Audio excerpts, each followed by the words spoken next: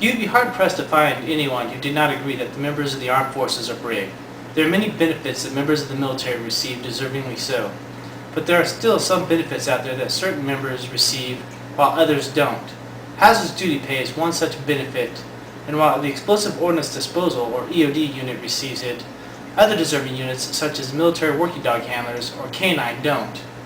Hello, my name is Kenneth Mitchell, and I would like to tell you why I feel MWD handlers should receive hazardous duty pay.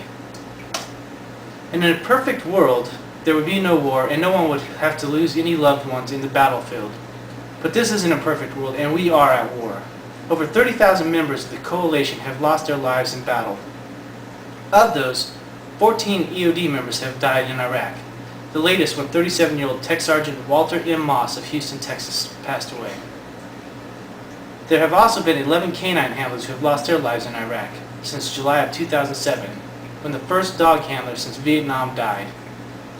Now, some would argue that everyone in Iraq receives hazardous duty pay, and that is true. However, EOD still receives hazardous duty pay while at their home stations, while K-9 doesn't.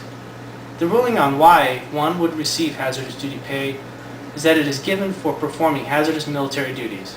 I would never begin to try and argue that EOD does not have a dangerous job, but K-9 equally have a dangerous job. EOD dismantles bombs, K-9 searches for bombs.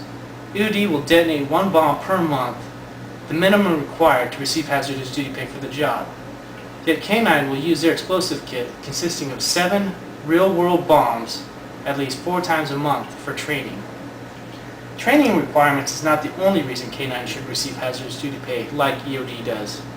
Real-world responses are another area K-9 excels in. If a package is found and deemed suspicious, the call is made to K-9, not EOD. EOD will not even come out unless K-9 confirms that the package is suspicious. The call is made to the law enforcement, who in turn call K-9 while security is established in the area. K-9 responds. If the dog does not alert, then the situation is terminated. If the dog does alert, then the call is made to EOD. Soldiers everywhere have told stories of waiting for EOD. Some have claimed to have waited 24 hours at one IED site for EOD to show up. K-9 does not know what they are getting into, yet EOD will know exactly what is going on before they even get there.